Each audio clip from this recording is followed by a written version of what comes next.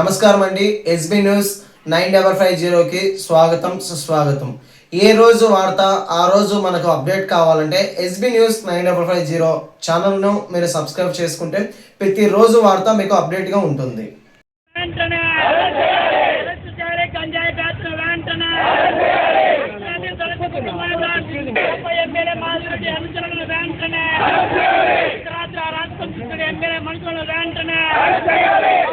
వ్యతిరేక కుటుంబ ప్రభుత్వం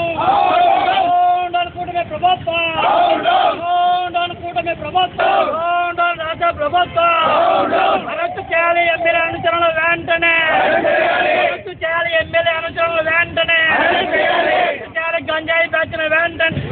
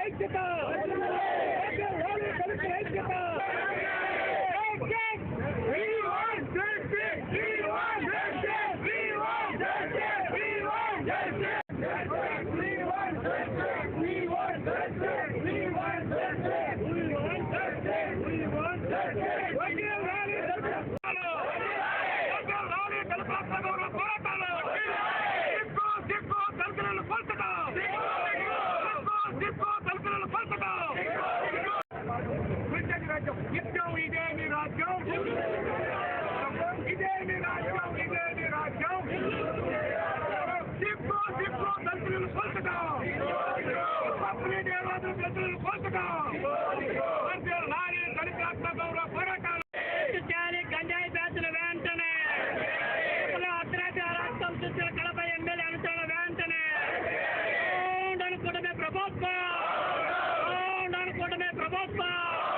అరెస్టు చేయాలి. కడప ఎమ్మెల్యే మాధురెడ్డి అనుచరుల వెంటనే అర్ధరాత్రి అరాచకం చూసిన కడప ఎమ్మెల్యే అనుచరుల వెంటనే కూటమి ప్రభుత్వం బాధితుల కుటుంబానికి వెంటనే ఆదుకోవాలి. మాజీ సైనిక కుటుంబాన్ని వెంటనే ఆదుకోవాలి. మాజీ సైనిక దళిత కుటుంబాన్ని వెంటనే ఆదుకోవాలి. బాధిత దళిత కుటుంబాన్ని వెంటనే కూటమి ప్రభుత్వం కడప నగరంలో గంజాయి బ్యాచ్లు పెంచుకొస్తున్న కడప ఎమ్మెల్యే అనుచరులు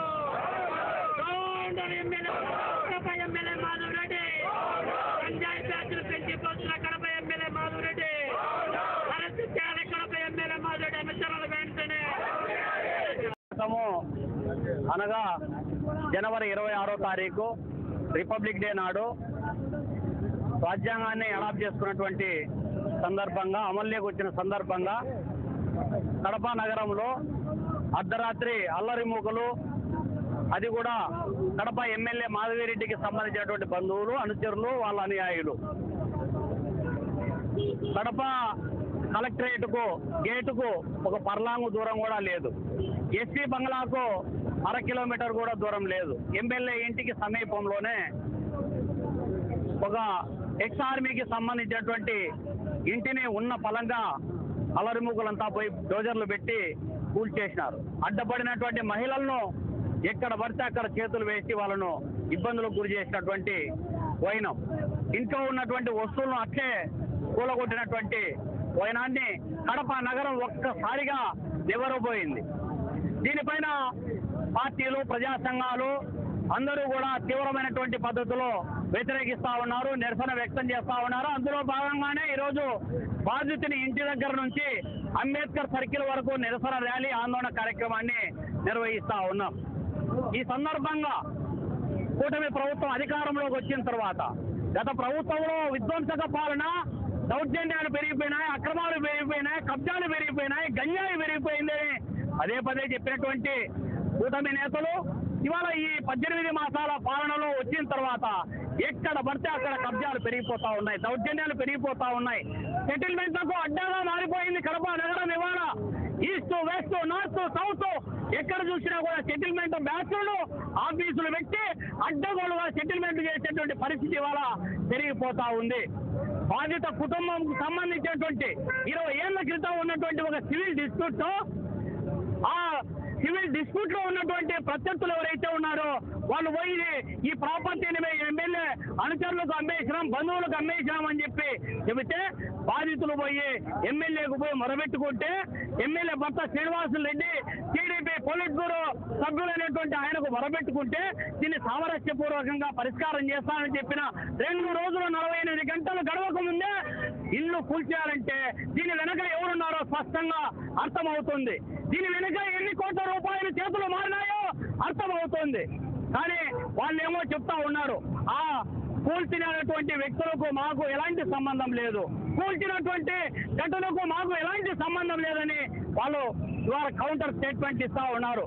వీరు మరి ఈ విధమైనటువంటి సంబంధం లేకపోతే ఇమ్మీడియట్ గా పోలీసులకు చెప్పి ఎందుకు అరెస్ట్ చేయించలేకపోయినారు? సిఐ, 1 టౌన్ సిఐ చిన్న పెద్దయ్య సమక్షంలోనే ఈ కూల్చివేత జరిగింది. ఆయన సమక్షంలోనే డోజర్లు పోతా ఉంటే సీజ్ చేయకుండా, దాడులు చేసేటువంటి వాళ్ళు కళ్ళ ముందరే తిరుగుతా ఉంటే వాళ్ళని అరెస్ట్ చేయకుండా ఉన్నారంటే చిన్న పెద్దయ్యకు ఎంత ముట్టింది, వీళ్ళతో ఎంత నువ్వు ఒప్పందం చేసుకున్నావని చెప్పి కూడా భారత కమ్యూనిస్ట్ పార్టీ చెప్పదలుచుకుంది. ఇవాళ కడప నగరంలో ప్రశాంతమైనటువంటి వాతావరణము ఉండాలనేటువంటి ఆలోచన పదే పదే చెబుతా ఉన్నటువంటి ఎమ్మెల్యే మాధవిరెడ్డి గారు కడప నగరంలో శత్రు దుర్భేద్యమైనటువంటి రక్షణ వలయాన్ని నిర్మిస్తున్నామని, దానికోసం సీసీ కెమెరాలు పెడుతున్నాం, దానికోసం నిర్బంధంగా డబ్బులు ఇవ్వాలని చెప్పి పదే పదే చెప్తా ఉన్నటువంటి ఎమ్మెల్యే మాధవిరెడ్డి చెప్పినటువంటి ఈ సీసీ కెమెరాలు, సీసీ ఫుటేజెస్ ఏ గాలి పోయినాయి, ఏ మూలన దాక్కున్నాయో ఒక్కసారి చెప్పాల్సినటువంటి అవసరం ఉంది. ఈ విధమైనటువంటి ఎంతో దుర్మార్గంగా దళితుని ఇళ్లను కూల్చినటువంటి వీళ్ళను ఇప్పటికీ అరెస్ట్ చేసి రిమాండ్కు పెట్టలేదంటే ఈ సీసీ కెమెరాల వ్యవస్థ, ఈ నిఘా వ్యవస్థ, పోలీసు వ్యవస్థ ఎవరికి తాకట్టు పెట్టారని చెప్పి మేము అడగదలుచుకున్నాం. ఇది కేవలము ప్రజల యొక్క కదలికలను పసిగట్టి వాళ్ళని అణిచివేయడానికి ప్రాపగండ తప్ప ఈ నిజంగా అఫెన్స్ను లేకపోతే దుర్మార్గాలను, దౌర్జన్యాలను, గంజాయిను అరికట్టడానికి కానే కాదనేటువంటి విషయాన్ని ఈ సందర్భంగా చెప్పదలుచుకున్నాం. చెప్పేది చేసేది ఒకటి. ఇవాళ కడపను చూసినా కూడా కబ్జాలకు నిలయంగా మారుస్తా ఉన్నారు, దౌర్జన్యాలకు నిలయంగా మారుస్తా ఉన్నారు. మరి ఆ ఫోన్లకు సంబంధించి కన్వర్జేషన్ అవసరం ఉంది. ఎమ్మెల్యే ఇంటి దగ్గర నుంచి బయట వాళ్ళు ఎవరైతే దౌర్చారో, ఎవరైతే ఇంటిని కూల్చారో వాళ్ళ సీసీ ఫుటేజెస్ అంతా కూడా వెనక్కి తీయాల్సినటువంటి అవసరం ఉంది. ఇవన్నీ జరిగే క్రమంలో ఇమ్మీడియట్ గా సిఐ చెన్నపిద్దయ్యను సస్పెండ్ చేయాలి. బాధితులను ఎవరైతే దౌర్జన్యం చేశారో వాళ్ళను అత్యాచారం కేసులకు సంబంధించినటువంటి అటెంప్ట్ మర్డర్ కావచ్చు, అత్యాచారం కేసులు నమోదు చేయాల్సినటువంటి అవసరం ఉంది. ఎస్సీ అట్రాసిటీ కేసు నమోదు చేయాల్సినటువంటి అవసరం, బాధ్యత ఉంది.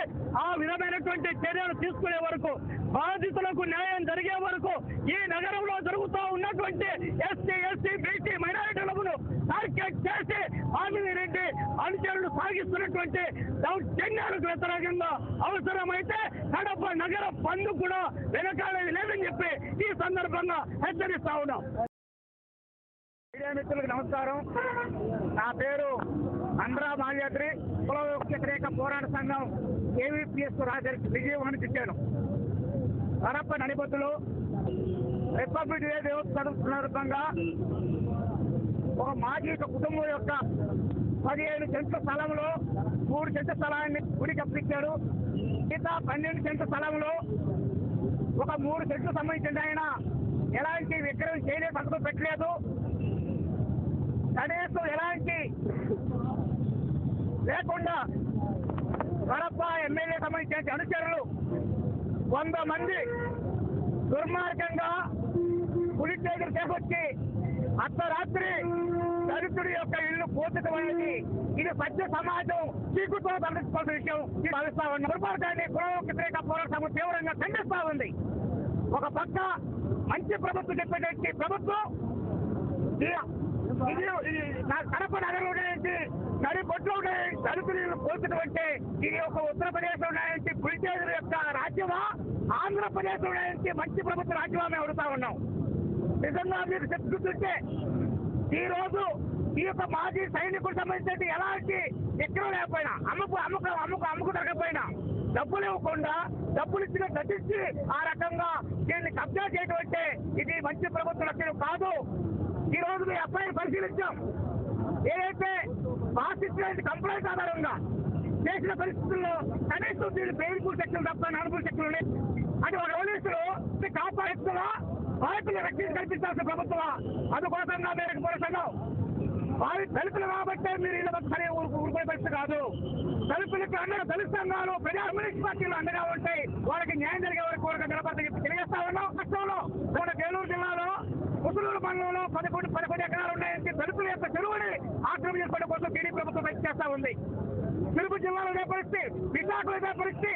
రాష్ట్రంలో ఎక్కడ పడితే అక్కడ టీడీపీ కబ్జాకోరులు జనసేన కబ్జాకోరులు ఈ రకంగా ఈ యొక్క భూములు ఆక్రమించుకోవడం కోసం ప్రయత్నం చేస్తే మాత్రం చూస్తూరుకునే కాదు. కడప నగరంలో భాస్కర్ సంబంధించిన భూమిని కోల్పుచ్చి భూమిని మళ్ళీ తిరిగి కట్టించాలి, నష్టపరిహారం ఇవ్వాలి, ముద్దాయిల్ని కఠినంగా శిక్షించాలని చెప్పి డిమాండ్ చేస్తా ఉన్నాం. లేకపోతే మాత్రం ఈ ఉద్యమం రాష్ట్ర వ్యాప్తంగా చేస్తామని చెప్పి తెలియజేస్తా ఉన్నాం.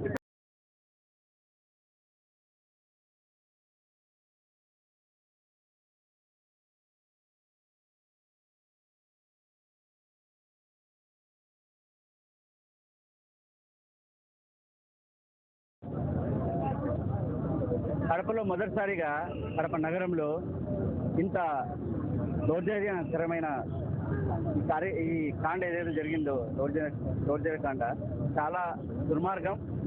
అందులో వీళ్ళు ఎస్టీలని మైనార్టీలని చిన్న చూపు చూస్తున్నారనే దానికి ఒక నిదర్శనం.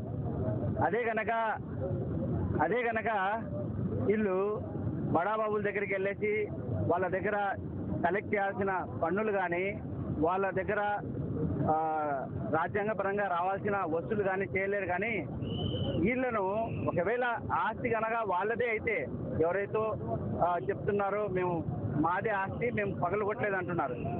మీ ఆస్తి కాకపోతే మీరు ఎందుకు పగలగొడతారు? మీ ఆస్తి కాకపోతే మీరు ఎందుకు పగలగొడతారు? ఒకవేళ మీ ఆస్తినే అయితే మీరు చట్టాన్ని చేతిలో ఎందుకు తీసుకుంటారు? ఏమి మీ ధైర్యం? మీరు అధికారంలో ఉన్న పార్టీ మీకు అండగా ఉందనే లేకపోతే ఏంటనేది ప్రజలకు తెలియాలా. అదేదో ఎప్పుడో మనం వింటున్నాం,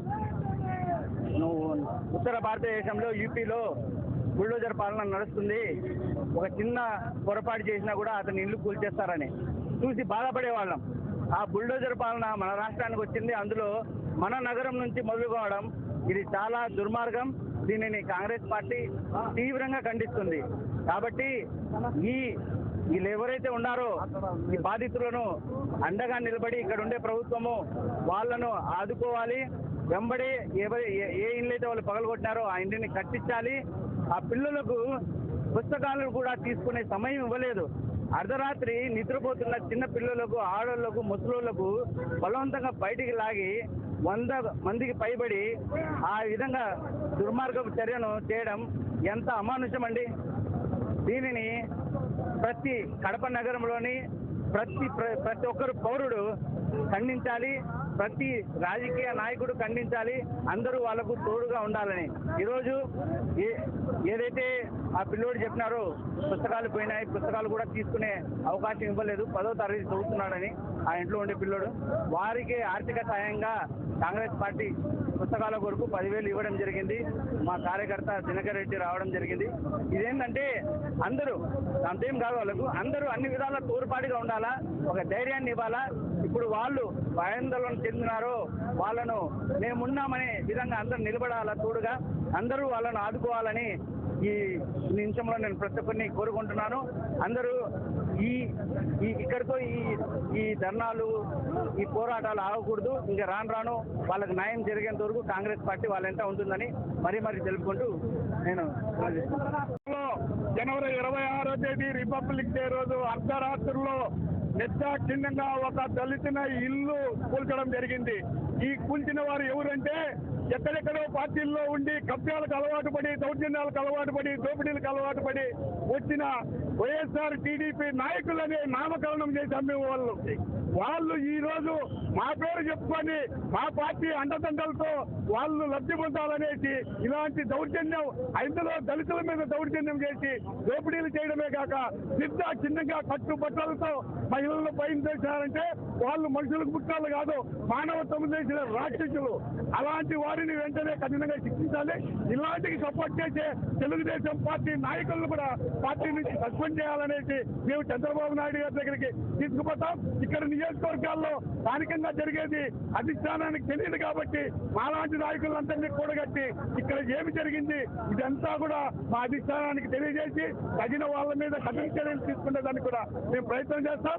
ఈ కార్యక్రమంలో మా దళితుడికి అన్యాయం జరిగింది కాబట్టి అతని కుటుంబానికి న్యాయం జరిగేంత వరకు మేము చివరి వరకు కూడా తెలుగుదేశం పార్టీ నాయకులుగా అలాగే దళిత నాయకులుగా మేము ఆయనకి ఇళ్ళ అందుబాటులో ఉండి చివరి వరకు ఈ పోరాటానికి మద్దతు తెలియజేస్తూ సెలవు తీసుకుంటున్నాం. దేశ గణతంత్ర దినోత్సవం రోజున ఈ భారతదేశ సైనికుడైనటువంటి మాజీ సైనికుడైనటువంటి అతని ఇల్లు దౌర్జన్యంగా అర్ధరాత్రి పూట 100 మంది 2 జేసీబీలతో తప్పతాగి బంగ్యాకు తాగి ఒక దళిత మాజీ సైనికుడి ఇల్లు కూల్చివేత జరిగి ఇప్పటికి దాదాపు 3 రోజులు పైన అవుతుంటే కూడా ఆ 100 మందిలో కనీసం ఒక్కరిని కూడా అరెస్ట్ చేయలేకపోవడం పోలీసుల యొక్క దిగజారుడు తనానికి నిదర్శనమని కూడా తెలియజేస్తా ఉన్నాం. దీనికి వెనక స్పష్టంగా అర్థమవుతా ఉంది. స్థానిక శాసనసభ్యురాలు మాధవి రెడ్డి అనుచరులు కేవలం భూదాహంతో దళితుడు అంగబలం ఆర్థిక బలం లేని వ్యక్తిగత ఏమి చేస్తే ఏమవుతుంది లేనటువంటి ఒక అహంకార ధోరణితో కడప ఎమ్మెల్యే మాధవి రెడ్డి తన అనుచరుల చేత ఆ యొక్క దళిత నాయకుడు దళిత సైనికుడి యొక్క ఇల్లును ధ్వంసం చేస్తే ఇప్పటి వరకు తెలుగుదేశం పార్టీలో కనీసం ఏ మాత్రం ఖండించే కార్యక్రమాలు కూడా జరగకపోవడం దౌర్భాగ్యమైనటువంటి దినం, దౌర్భాగ్యమైనటువంటి కార్యక్రమం ఇదే. ఒకటే చెప్తున్నాము, వైఎస్ఆర్ కాంగ్రెస్ పార్టీ తరఫున ఈ యొక్క అంశాన్ని వదిలే ప్రసక్తే లేదు. ఖచ్చితంగా దోషులు ఎవరైనా, ఏ పార్టీకి చెందిన వాళ్ళైనా, ఏ స్థాయి నాయకుడైనా వదిలిపెట్టే ప్రశ్నే లేదు. ఖచ్చితంగా దీన్ని పోలీసులు కేసులు కట్టి అరెస్ట్ చేసి నష్టపోయినటువంటి దళిత సైనికుడికి, ఈ భారత మాజీ సైనికుడికి రక్షణ కల్పించాలి. ఆస్తి నష్టాన్ని ఖచ్చితంగా తనకు అందించే కార్యక్రమం ఈ ప్రభుత్వం తీసుకోవాల్సిన అవసరం ఉంది. ఇది ఇలాగే కొనసాగితే వైఎస్ఆర్ కాంగ్రెస్ పార్టీ ఖచ్చితంగా ప్రత్యక్ష ఆందోళనకు అన్ని రాజకీయ ప్రజా సంఘాలు మరి దళిత సంఘాలను కలుపుకొని ముందుకు పోయే కార్యక్రమం వైఎస్ఆర్ కాంగ్రెస్ పార్టీ తీసుకుంటుంది.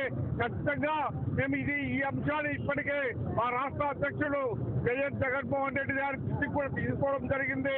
ఖచ్చితంగా దీని మీద వైఎస్ఆర్ కాంగ్రెస్ పార్టీ ఆ నష్టపోయినటువంటి దళిత వర్గాలకు అండగా నిలబడాలనేటువంటి మా రాష్ట్ర నాయకుడు జగన్మోహన్ రెడ్డి గారి ఆదేశాల మేరకు మేము ఈ కార్యక్రమాన్ని ముందుకు తీసుకుపోయేందుకు వైఎస్ఆర్ కాంగ్రెస్ పార్టీ తరఫున నమస్కరిస్తూ సెలవు తీసుకుంటున్నాం. జరిగినటువంటి ఒక దళితుల ఇండ్లు కూల్చివేత అనేది అది భారత రాజ్యాంగ విరుద్ధము. అంతేకాకుండా ఈ కడప నగరంలో ఎట్లా చూసినా 500 మీటర్లు దూరంలోనే కలెక్టర్ ఆఫీసు కానీ, కలెక్టర్ గారి బంగ్లా కానీ, ఎస్పీ గారి ఆఫీసు కానీ, ఎస్పీ గారి బంగ్లా కానీ, డిఎస్పీ గారి బంగ్లా కానీ నిత్యము బ్లూ కోటోలు పోలీసులతో నిఘు ఉన్నటువంటి ఈ కడప నగరం సీసీ కెమెరాలతో నిండి ఉన్న కడప నగరం.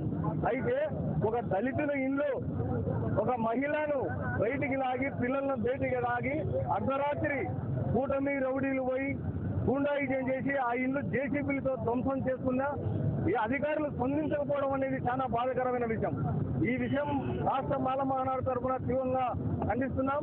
అంతేకాకుండా ఆ బాధిత కుటుంబానికి ఏ ఇండ్లు అయితే కూల్చారో ఆ ఇండ్లను కూడా తిరిగి కట్టించాలని, అలాగే ఏమైతే అక్కడ బంగారు కొంత నగదు ఎత్తుకొని పోయినారంట అది కూడా రికవరీ చేపించి వాళ్లకు న్యాయం చేయాలని ఈ రాష్ట్ర ప్రభుత్వాన్ని మేము డిమాండ్ చేస్తున్నాము. ఇదే కాకుండా ఆ ఎవరైతే ఆ దాడి చేసి ఆ ధ్వంసం చేశారో వారి మీద చట్టపరమైన చర్యలు తీసుకోవాలా, దాని వెనుక ఎవరున్నది కూడా విచారణ చేపట్టాలా. అదే బాధితులకి న్యాయం జరగకపోతే మేమంతా పెద్ద ఎత్తున రాష్ట్ర దళిత ప్రజా సంఘాలన్నీ కలుపుకొని బంధుకు పిలుపునిస్తామని కూడా ఈ సందర్భంగా ఈ మీడియా మిత్రుల ద్వారా ప్రభుత్వ అధికారులకు తెలియజేస్తున్నాం. ఈ విషయంలో ఇంతవరకు ఎస్పీ గారిని అక్కడ పోయి పరామర్శించలేదు, కలెక్టర్ గారు కానీ పరామర్శించలేదు. అలాగే ఇంతవరకు ఎస్సీ కమిషన్ చైర్మన్ కూడా దాని మీద ఆరా వేయలేదు అనేది మనం మీడియా ద్వారా చూస్తున్నాం. అదే కాకుండా ఒక హోమ్ మినిస్టర్ దళిత మహిళ ఇండు కూడా ఈరోజు ఇలాంటి దుశ్చర్య జరిగినా కానీ రాష్ట్రంలో స్పందించకపోవడం అనేది ఇంకా బాధాకరమైన విషయము. ఇలాంటి వారికే నేను రిజర్వేషన్లు కల్పించి ఉద్యోగాలలో ఇచ్చి, అలాగే రిజర్వేషన్లు కల్పించి ఎమ్మెల్యేలుగా కూర్చోబెట్టి మంత్రులుగా చేసిందని అంబేద్కర్ గారి ఆత్మ శోభిస్తుందని ఈ సందర్భంగా తెలియజేసుకుంటున్నాను. ఆయన ఆత్మ శాంతించాలంటే మనమంతా దళిత ప్రజా సంఘాలు, దళితులు అందరూ ఏకమయ్యి ఆ కుటుంబానికి న్యాయం చేసేంత వరకు మనం ఉద్యమం చేయాలని ఈ సందర్భంగా తెలియజేసుకుంటూ, ఆ రోజు గాంధీ మహాత్ముడు స్వాతంత్రం తెచ్చింది. అర్ధరాత్రి మహిళ ఒంటి నిండా నగలు ఎత్తుకొని పోయినా కానీ ఆమెకు ఏం కాకూడదనేది ఆ రోజు గాంధీ మహాత్ముడు యొక్క ఆ రోజు సిద్ధాంతము. అయితే అర్ధరాత్రి మహిళలు తాళిబొట్టు చించి ఆ ఇండ్లను కూల్చి ఇలాంటి దుశ్చర్యలు పాల్గొనడం అనేది కూడా ఆయన ఆత్మ కూడా చూపిస్తుంది. ఇలాంటి సంఘటనలు జరగకుండా ప్రభుత్వ అధికారులు కూడా, పోలీసులు కానీ, కలెక్టర్ రెవెన్యూ అధికారులు కానీ ఇటువంటి మళ్ళీ పునరావృతం కాకుండా కఠినమైన చర్యలు తీసుకోవాలని ఈ సందర్భంగా తెలియజేసుకుంటూ జై భీమ్.